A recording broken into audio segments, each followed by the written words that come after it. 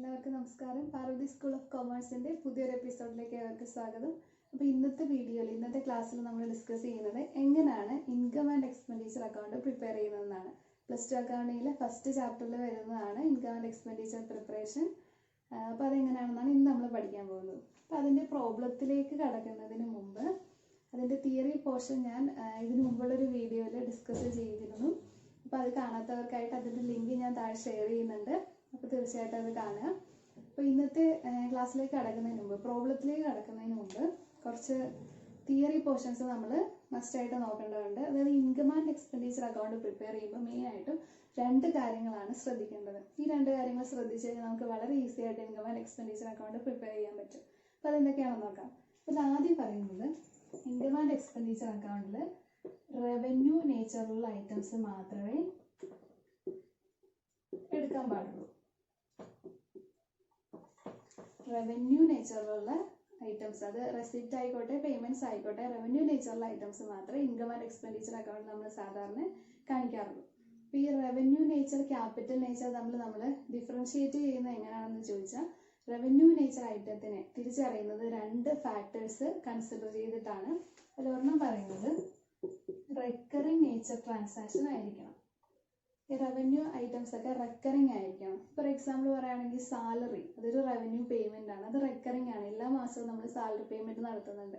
അതേപോലെ തന്നെ റെന്റ്, അതും റെക്കറിംഗ് നേച്ചറിലുള്ളതാണ്. അപ്പോൾ അതൊക്കെ റവന്യൂ ഐറ്റംസ് ആണ്. പിന്നെ അടുത്ത ഒരു റവന്യൂ നേച്ചർ കൺസിഡർ ചെയ്യുന്ന ഒരു ഫാക്ടർ പറയുന്നതാണ് അതിന്റെ എമൗണ്ട്. അത് കമ്പാരിറ്റീവ്ലി ഒരു സ്മോൾ എമൗണ്ട് ആയിരിക്കണം. സ്മോൾ എമൗണ്ട് ആണെങ്കിൽ മാത്രമേ നമുക്ക് അതിനെ റവന്യൂ ഐറ്റം എന്ന് പറഞ്ഞാൽ കൺസിഡർ ചെയ്യാൻ പറ്റും. അപ്പോൾ ഒരു ഐറ്റത്തിന് അതൊരു റെസിപ്റ്റ് ആയിക്കോട്ടെ പേയ്മെന്റ് ആയിക്കോട്ടെ റവന്യൂ നേച്ചർ ആണോ എന്ന് കൺസിഡർ ചെയ്യണമെന്നുണ്ടെങ്കിൽ 2 കാര്യങ്ങളാണ് ശ്രദ്ധിക്കേണ്ടത്. അത് റെക്കറിംഗ് നേച്ചറുള്ളതാണോ നോക്കണം, റിപ്പീറ്റ് ചെയ്ത് വരുന്ന രീതിയിലുള്ള ട്രാൻസാക്ഷൻ ആണോ നോക്കണം. അതേപോലെ തന്നെ അതിന്റെ എമൗണ്ട്, അതിന്റെ വാല്യൂ എന്ന് പറയുന്നത് കമ്പാരിറ്റീവ്ലി സ്മോൾ ആണോ എന്നും ചെക്ക് ചെയ്യണം. ഈ 2 കണ്ടീഷൻസ് സാറ്റിസ്ഫൈ ചെയ്ത് കഴിഞ്ഞാൽ ഒരു ഐറ്റത്തിന് നമുക്ക് റവന്യൂ ഐറ്റം എന്ന് വിളിക്കാൻ പറ്റും. പക്ഷെ ഇത് മാത്രമല്ല, ഈ നോട്ട് ഫോർ പ്രോഫിറ്റ് ഓർഗനൈസേഷനിലോട്ട് വരുമ്പോഴത്തേക്ക് നമുക്ക് കൺഫ്യൂഷൻ ഉണ്ടാകുന്ന ചില ഐറ്റംസ് കൂടി ഉണ്ട്. അതിൽ ഏറ്റവും പ്രധാനപ്പെട്ട ഒരു ഐറ്റമാണ് ഡൊണേഷൻ.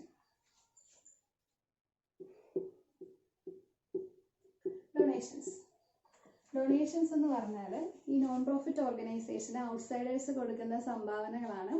ഡൊണേഷൻസ് മെയിനായിട്ടും 2 ടൈപ്സ് ഉണ്ട്. ജനറൽ ഡൊണേഷനും സ്പെസിഫിക് ഡൊണേഷനും. അതില് ജനറൽ ഡൊണേഷൻ എന്ന് പറഞ്ഞാൽ അങ്ങനെ പ്രത്യേക പർപ്പസിന് വേണ്ടിയിട്ടുള്ളതല്ല. ജനറൽ ആയിട്ട് ഒരു ഔട്ട്സൈഡർ ഒരു നോൺ പ്രോഫിറ്റ് ഓർഗനൈസേഷൻ കൊടുക്കുന്ന സംഭാവനയാണ് ജനറൽ ഡൊണേഷൻ. ജനറൽ ഡൊണേഷന്റെ എമൗണ്ട് വെച്ചിട്ടാണ് നമ്മളത് ക്യാപിറ്റൽ ഐറ്റം ആണോ റവന്യൂ ഐറ്റം ആണോ എന്ന് ഫിക്സ് ചെയ്യുന്നത്. അതായത് ജനറൽ ഡൊണേഷൻ തന്നെ കമ്പാരിറ്റീവ്ലി സ്മോൾ എമൗണ്ട് ആണെങ്കിൽ അത് എന്തായിട്ട് കൺസിഡർ ചെയ്യണം, റവന്യൂ ഐറ്റം ആയിട്ട് കൺസിഡർ ചെയ്യണം. അതൊരു ലാർജ് എമൗണ്ട് ആണെങ്കിലോ ക്യാപിറ്റൽ ഐറ്റം ആയിട്ട് കൺസിഡർ ചെയ്യണം. അങ്ങനെയാണ് ഈ ഡൊണേഷന്റെ ജനറൽ ഡൊണേഷന്റെ ട്രീറ്റ്മെന്റ് വരുന്നത്. അപ്പം നിങ്ങളുടെ ക്വസ്റ്റ്യനിൽ ഡൊണേഷൻ തന്നിട്ടുണ്ടെങ്കിൽ അത് പ്രത്യേകിച്ച് സ്പെസിഫിക്കേഷൻ ഒന്നും തരാതെ ചുമ്മാ ജനറൽ ഡൊണേഷൻ എന്നാണ് തന്നേക്കുന്നതെങ്കിൽ അതിന്റെ എമൗണ്ട് നോക്കുക. ബാക്കിയുള്ള എമൗണ്ടുകളുമായിട്ട് തട്ടിച്ച് നോക്കുമ്പോൾ കമ്പാരിറ്റീവ്ലി ലാർജ് എമൗണ്ട് ആണെങ്കിൽ അത് എന്തായിട്ട് ട്രീറ്റ് ചെയ്യണം, ക്യാപിറ്റൽ ഐറ്റം ആയിട്ട് ട്രീറ്റ് ചെയ്യണം. ചെറിയ എമൗണ്ട് ആണെങ്കിലോ അതിന് റവന്യൂ ഐറ്റം ആയിട്ട് ട്രീറ്റ് ചെയ്യണം. ഇനി അടുത്തൊരു ടൈപ്പ് ഓഫ് ഡൊണേഷൻ ആണ് സ്പെസിഫിക് ഡൊണേഷൻ. സ്പെസിഫിക് ഡൊണേഷൻ എന്ന് പറഞ്ഞാൽ ഒരു പ്രത്യേക പർപ്പസിന് വേണ്ടിയിട്ട് ഔട്ട്സൈഡർ ഈ നോട്ട് ഫോർ പ്രോഫിറ്റ് ഓർഗനൈസേഷന് കൊടുക്കുന്ന ഒരു സംഭാവനയായിരിക്കും. ഇപ്പോൾ ഒരു എക്സാമ്പിൾ പറയുവാണെങ്കിൽ നമ്മൾ ഈ അമ്പലങ്ങളിലൊക്കെ പോവുകയാണെങ്കിൽ അവിടെ ഇപ്പം നിലവിളക്കൊക്കെ ആണെങ്കിൽ ഇന്നയാളുടെ വക അല്ലെങ്കിൽ ചുറ്റമ്പലമൊക്കെ ഇന്നയാൾ ഡൊണേറ്റ് ചെയ്തു എന്നൊക്കെ പറഞ്ഞ് തന്നിട്ടുണ്ടാവും. അപ്പോൾ അതൊക്കെ എന്താണ്, അതൊക്കെ സ്പെസിഫിക് ഡൊണേഷൻ്റെ ബെസ്റ്റ് എക്സാമ്പിൾസ് ആണ്. എന്ന് വെച്ചാൽ ആ ഒരു സ്പെഷ്യൽ പർപ്പസിന് വേണ്ടി മാത്രമേ എന്ത് ചെയ്യാവുള്ളൂ, ഈ സ്പെസിഫിക് ഡൊണേഷനായിട്ട് കിട്ടിയ എമൗണ്ട് യൂട്ടിലൈസ് ചെയ്യാവുള്ളൂ. അപ്പോൾ അതാണ് specific donation. Specific donations always നമ്മൾ എങ്ങനെയാണ് ട്രീറ്റ് ചെയ്യുന്നത്, ക്യാപിറ്റൽ ഐറ്റം ആയിട്ടാണ് ട്രീറ്റ് ചെയ്യുന്നത്. അതെപ്പോഴും ക്യാപിറ്റൽ നേച്ചറുള്ള ഐറ്റം ആയിട്ടായിരിക്കും ട്രീറ്റ് ചെയ്യുന്നത്.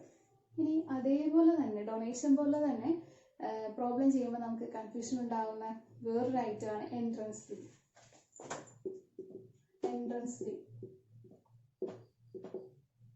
എൻട്രൻസ് ഫീ എന്ന് പറഞ്ഞാൽ ഈ ഓർഗനൈസേഷനിൽ നോൺ പ്രോഫിറ്റ് ഓർഗനൈസേഷനിൽ എൻ്റർ ചെയ്യുന്നതിന് വേണ്ടിയിട്ട് അതിൻ്റെ മെമ്പേഴ്സ് 1 ടൈം കോൺട്രിബ്യൂട്ട് ചെയ്യുന്ന ഒരു എമൗണ്ട് ആണ്. അപ്പം അതുകൊണ്ട് തന്നെയാണ് അവിടെ ഒരു കോൺട്രാവേഴ്സി ഉണ്ടാവാനുള്ള സാധ്യതയുള്ളത്. ഒറ്റത്തവണ മാത്രം വരുന്നതാണ് ഈ റെക്കറിംഗ് എന്ന് പറയുന്ന ഒരു ഫീച്ചർ അവിടെ ഫുൾഫില്ല് ചെയ്യുന്നില്ല. അതുകൊണ്ട് ഈ എൻട്രൻസ് ഫീനെ ക്യാപിറ്റലായിട്ട് കാണണമെന്നാണ് ഒരു കൂട്ടർ വാദിക്കുന്നത്. അതേ സമയത്ത് വേറെ കുറച്ച് പേര് ആർഗ്യൂ ചെയ്യുന്നത് ഇതിന്റെ എൻട്രൻസ് ഫീയുടെ എമൗണ്ട് കമ്പാരിറ്റീവ്ലി വളരെ സ്മോൾ എമൗണ്ട് ആയിരിക്കും. അപ്പൊ എന്ത് ഈ സ്മോൾ എമൗണ്ട് ആവണം എന്നുള്ളൊരു കണ്ടീഷൻ അത് സാറ്റിസ്ഫൈ ചെയ്യുന്നുണ്ട്. അതുകൊണ്ട് റവന്യൂ ഐറ്റം ആയിട്ട് കൺസിഡർ ചെയ്യണമെന്ന് ഒരു കൂട്ടർ പറയുന്നുണ്ട്. ഇത് രണ്ട് നമുക്ക് പറയുവാണെങ്കിൽ ഇത് ഓരോ കണ്ടീഷൻസ് ഫുൾഫിൽ ചെയ്യുന്നതുകൊണ്ട് വേണമെങ്കിൽ റവന്യൂ ആയിട്ട് കണക്കാക്കാം, അതേപോലെ തന്നെ ക്യാപിറ്റൽ ഐറ്റമായിട്ടും കണക്കാക്കാം. ലോജിക്ക് വെച്ച് നോക്കുമ്പോൾ ഇതിൽ രണ്ടിൽ ഏതെങ്കിലും ആയിട്ട് എന്തിനെ കൺസിഡർ ചെയ്യാം? ഈ എൻട്രൻസ് ഫീ എന്ന് പറയുന്ന ഐറ്റത്തിനെ കൺസിഡർ ചെയ്യാം. അപ്പം നിങ്ങൾ ഇത്രയും ശ്രദ്ധിച്ചാൽ മതി. ക്വസ്റ്റ്യനിൽ പ്രത്യേകിച്ചൊന്നും സ്പെസിഫൈ ചെയ്ത് പറയുന്നില്ല എന്നുണ്ടെങ്കിൽ എൻട്രൻസ് ഫീനെ എന്തായിട്ട് തന്നെ എടുത്താൽ മതി? റവന്യൂ ഐറ്റമായിട്ട് തന്നെ എടുത്താൽ മതി. എന്ന് വെച്ചാൽ ഇൻകം ആൻഡ് എക്സ്പെൻഡിച്ചർ അക്കൗണ്ടിൽ അതിനെ പ്ലേസ് ചെയ്യണം. ക്വസ്റ്റ്യനിൽ അഡീഷണൽ ആയിട്ട് എന്തെങ്കിലും പറഞ്ഞിട്ടുണ്ടെങ്കിൽ ക്യാപിറ്റലൈസ് ചെയ്യണമെന്നോ അങ്ങനെ എന്തെങ്കിലും പറഞ്ഞിട്ടുണ്ടെങ്കിൽ മാത്രം എൻട്രൻസ് ഫീനെ ക്യാപിറ്റൽ ഐറ്റമായിട്ട് കൺസിഡർ ചെയ്യുക. അപ്പോൾ ഈ രണ്ട് ഐറ്റംസ് ആണ് നമുക്ക് നോർമലി കൺഫ്യൂഷൻ ഉണ്ടാകുന്ന രണ്ട് ഐറ്റംസ്. ഇത് ക്ലിയർ ആക്കി വെക്കുക. രണ്ടാമത്തെ കാര്യം പറയുന്നത് അഡ്ജസ്റ്റ്മെന്റുകൾ. മേക്ക് അഡ്ജസ്റ്റ്മെന്റ്സ് ഫോർ ചില ഐറ്റങ്ങളുടെ അഡ്ജസ്റ്റ്മെന്റ് ഇൻകം ആൻഡ് എക്സ്പെൻഡിച്ചർ അക്കൗണ്ടിൽ മസ്റ്റ് ആയിട്ട് നമ്മൾ കാണിക്കണം.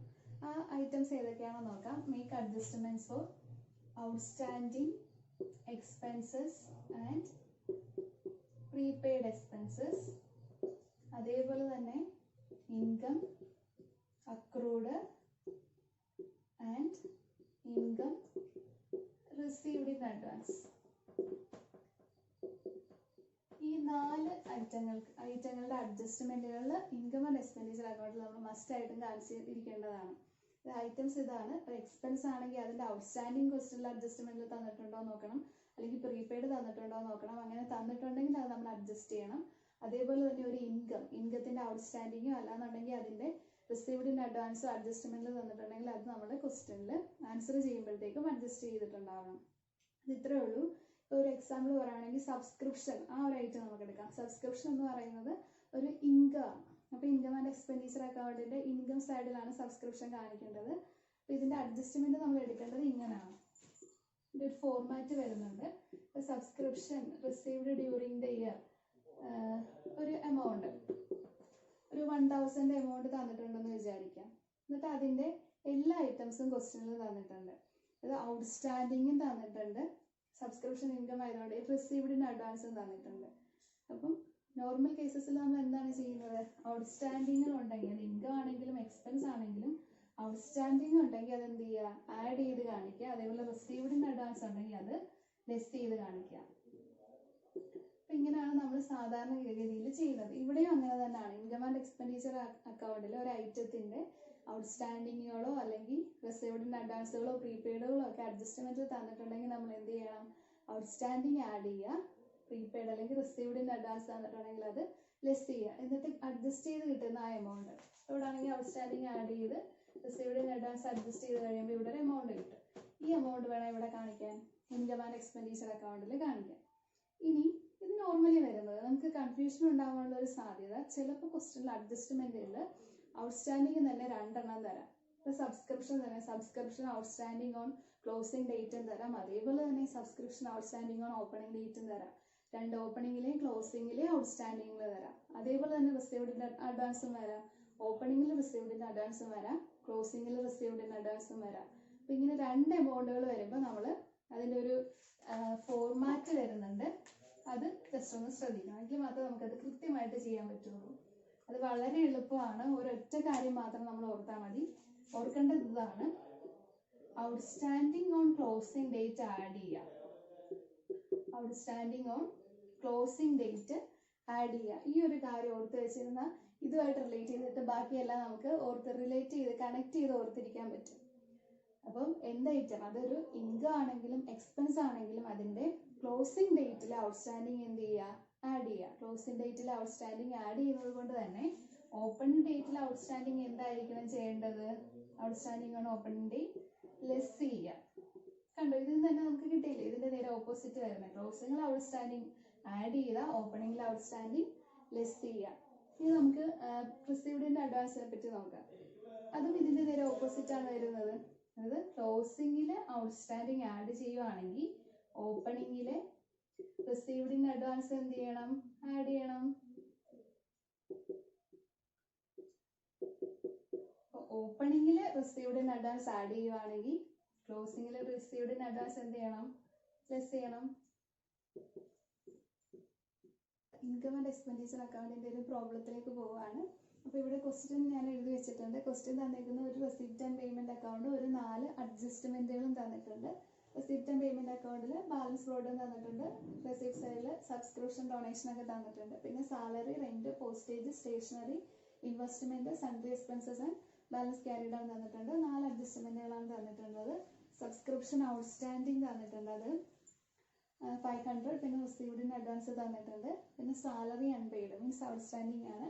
ഔട്ട്സ്റ്റാൻഡിങ് ഓപ്പണിംഗിലെയും ക്ലോസിംഗിലെയും തന്നിട്ടുണ്ട്. 2 ഔട്ട്സ്റ്റാൻഡിങ് തന്നെയാണ് തന്നിരിക്കുന്നത്. പിന്നെ റെന്റ് പ്രീപെയ്ഡ് തന്നിട്ടുണ്ട്. പിന്നെ ലാസ്റ്റ് ഒരെണ്ണം ഡൊണേഷന്റെ 1/2 of donation should be capitalised. ഇങ്ങനെ 4 അഡ്ജസ്റ്റ്മെന്റുകളാണ് തന്നിരിക്കുന്നത്. അപ്പം നമുക്ക് ഈ പ്രോബ്ലം എങ്ങനെയാണ് ചെയ്യുന്നത് നോക്കാം. അപ്പം റെസിപ്റ്റ് ആൻഡ് പേയ്മെന്റ് അക്കൗണ്ട് പോലെയല്ല income and expenditure account. Receipt ഒരു റിയൽ അക്കൗണ്ട് ആണെങ്കിൽ ഇതൊരു നോമിനൽ അക്കൗണ്ട് ആണ്. എന്ന് വെച്ചാൽ സൈഡ് മാറും. ഇവിടെ ക്രെഡിറ്റ് സൈഡിലാണ് പേയ്മെന്റുകൾ കാണിക്കുന്നതെങ്കിൽ ഇവിടെ ഡെബിറ്റ് സൈഡിലാണ് എക്സ്പെൻസസ് വരുന്നത്. അപ്പോൾ നമുക്ക് ക്രെഡിറ്റ് സൈഡ് നോക്കി ഡെബിറ്റ് സൈഡ് ഫില്ല് ചെയ്യാം. അപ്പോൾ അവിടെ ആദ്യം വന്നിരിക്കുന്നത് സാലറി ആണ്. അപ്പോൾ സാലറി നമ്മൾ റവന്യൂ നേച്ചർ ആണോ ക്യാപിറ്റൽ നേച്ചർ ആണോ എന്ന് തിരിച്ചറിയണം. സാലറി റവന്യൂ നേച്ചർ ആണ്, റെക്കറിംഗ് ആണ്, സ്മോൾ എമൗണ്ട് ആണ്, അതുകൊണ്ട് റവന്യൂ നേച്ചർ ആണ്. അതുകൊണ്ട് നമുക്ക് എന്ത് ചെയ്യാം? ഇൻകം ആൻഡ് എക്സ്പെൻഡിച്ചർ അക്കൗണ്ടിൽ എടുക്കാം. അപ്പോൾ ഞാൻ സാലറി അതിൻ്റെ എമൗണ്ട് ഇന്നർ കോളത്തിലോട്ട് എഴുതുകയാണ്. കാരണം ഇവിടെ നമുക്ക് അഡ്ജസ്റ്റ്മെന്റ് ഉണ്ട്. എമൗണ്ട് 800 ആണ് വന്നിരിക്കുന്നത്. അഡ്ജസ്റ്റ്മെന്റ് എന്തൊക്കെയാണ് തന്നിരിക്കുന്നത്?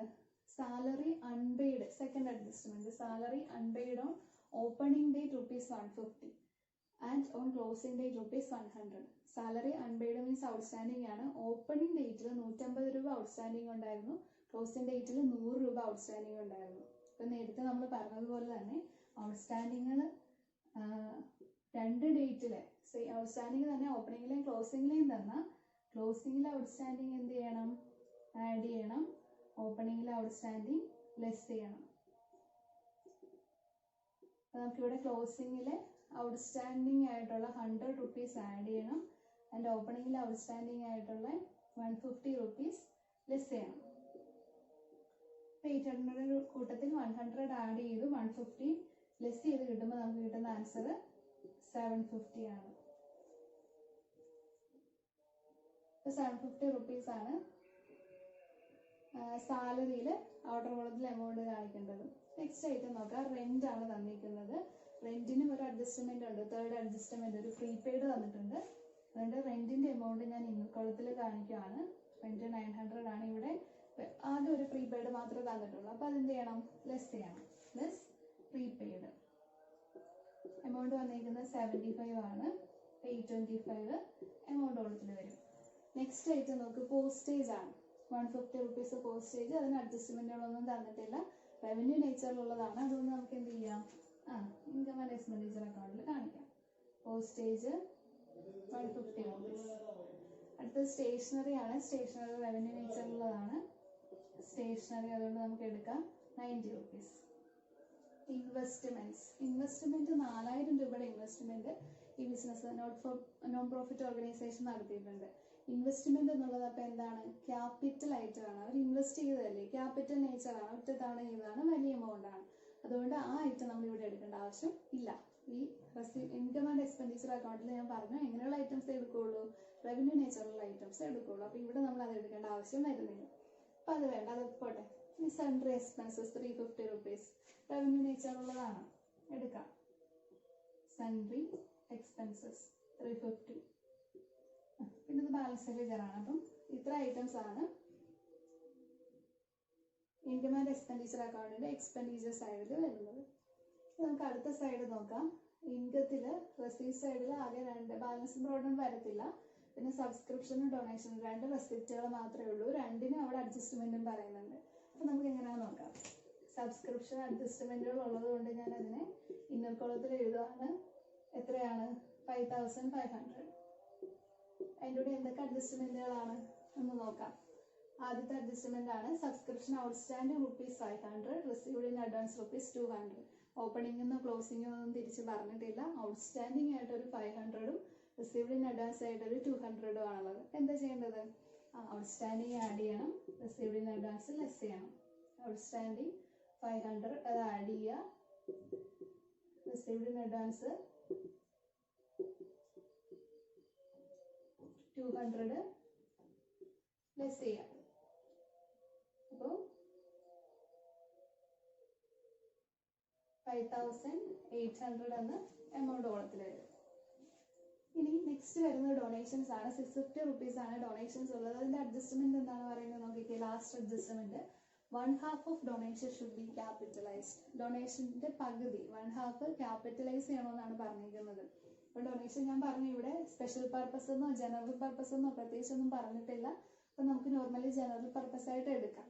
അപ്പം നമ്മൾ കണക്കനുസരിച്ച് കമ്പാരിറ്റീവ്ലി ചെറിയ എമൗണ്ട് ആയതുകൊണ്ട് ജനറൽ പർപ്പസ് ഡൊണേഷനെ ശരിക്കും എന്താ ചെയ്യേണ്ടത്? റവന്യൂ ഐറ്റമായിട്ട് കൺസിഡർ ചെയ്യുകയാണ് ചെയ്യേണ്ടത്. പക്ഷെ നമ്മൾ ക്വസ്റ്റ്യനിൽ പറയുന്നുണ്ട് അതിന്റെ പകുതി ക്യാപിറ്റലൈസ് ചെയ്യാൻ തീരുമാനിച്ചു. ഈ 650ന്റെ പകുതി എന്ന് പറയുമ്പോൾ 325 രൂപ ക്യാപിറ്റലൈസ് ചെയ്യാൻ തീരുമാനിച്ചു. ബാക്കി 325 ഉണ്ടല്ലോ, അതെന്തായിരിക്കും? അത് റവന്യൂ ഐറ്റം ആയിരിക്കും.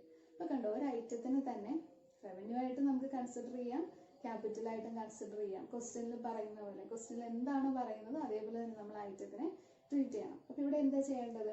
325 ക്യാപിറ്റലൈസ് ചെയ്തു, അത് ഇതിൻ്റെ അകത്ത് വരത്തില്ല ക്യാപിറ്റൽ ഐറ്റം. പക്ഷെ ബാക്കി 325 ഉണ്ടല്ലോ, പകുതി, അത് റവന്യൂ ഐറ്റം ആണ്. അതുകൊണ്ട് അത് ഇവിടെ കാണിക്കണം.